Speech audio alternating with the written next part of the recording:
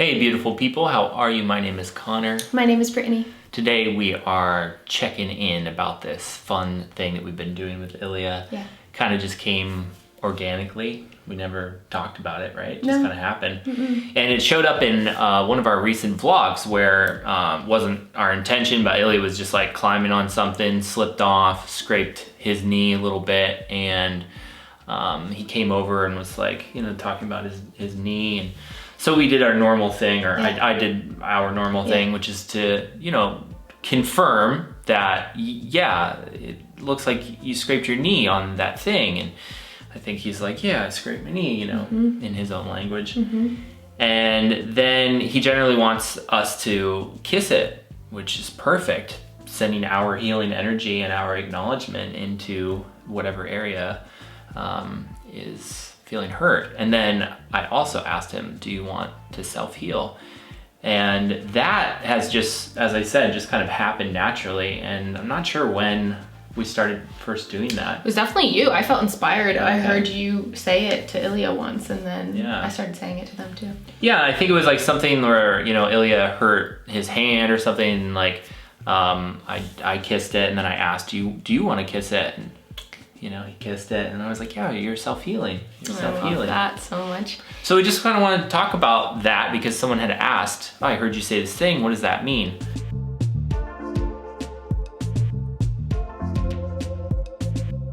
And I know for me, and I think we both feel similarly, it's like the way we think about our bodies are these incredible self-healing creations. We have the power of our mind and our spirit and our heart and our physical body to heal.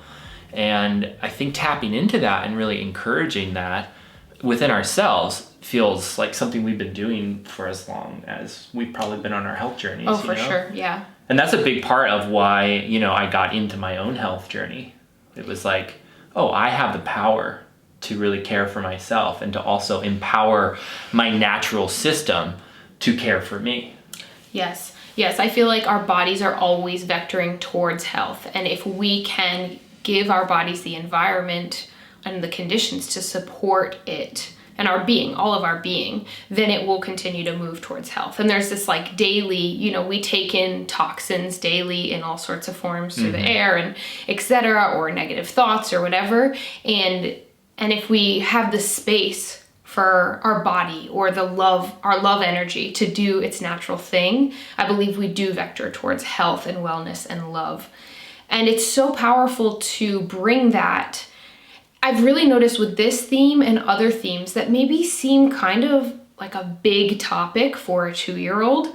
Right. Actually, they work so well. Like introducing these topics to Ilya now, things that have taken us this long to learn and really integrate, it's so powerful, and Ilya totally gets it. And so now, instead of having to go through a 30+ year journey of realizing our bodies are perfect and they're always vectoring towards health, towards homeostasis, and really trusting in our innate ability to heal. Like we don't need an outside thing.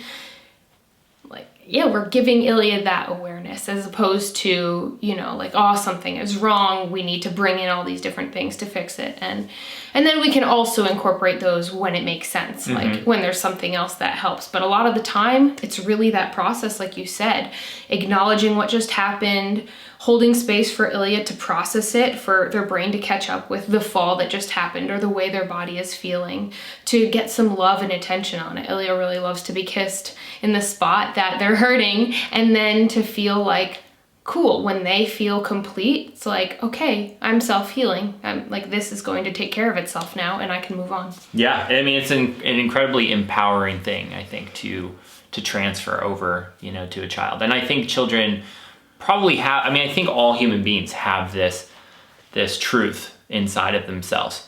And in our culture, it's not very focused upon, which is why there are a lot of like niche branches of health where it does become the dominant theme, because we have to bring some kind of harmony to this polarity, which in our culture is to seek the outside in order to feel safe and in order to feel like we're getting our needs met. When in reality, it's most healthful healthful to generate that from within. And then when we need extra resources, like when we need to go to the doctor to get our arm, you know, cast or whatever, like go and do that. Like we have amazing technological advances in today's modern world to support your self-healing. Exactly. Yeah. And to not just go right to the external, you know, immediately, but to build up a level of awareness to identify like, how much of this can I actually do for myself? And then, you know, and then from there, what do I need to resource externally? And so it's about self-responsibility. Yeah. It's about self-empowerment. It's about self-healing. There's a lot of beautiful things here. And you know, in that context, it's all about self-love, right? Yeah, and self-belief. I love this. I feel like this is so much of the work we do with clients is recognizing this is coming up for a reason, and that reason is perfect because it's going to guide us to an underlying theme or condition that maybe is feeling a little off for us. For some reason, before I came upon all of this, maybe about 10 years ago, it was almost as if I had been programmed with an innate feeling that something was wrong with me, right, as opposed to everything was right with me. Mm-hmm. So if a symptom came up, I assumed something was wrong, as opposed to feeling like, oh, this is a byproduct of, you know, stress or not enough sleep or being in a negative environment, whatever it was. And I just think that's one of the most powerful things to instill in young people and in all beings, right, that like, this is coming up for good reason. Something's not wrong. Like something is really right with this message system I'm getting right now, whether that be from a cut or a scrape or an emotional indicator, anything. Right. And I think there's a, you know, you can decide how much you want to believe you are in control. Totally. And I like having a nice balance there, personally. I recognize that certain things are kind of outside of my control. Like things happen, you know?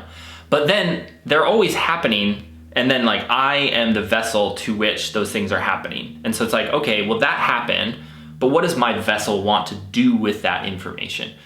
And I think that for me really, really harmonizes like the polarization where I think a lot of us have been told that we're more like victims to external circumstances rather than, okay, yeah, certain things happen, some of those things we don't like, but we're empowered to decide what we want to do with those things.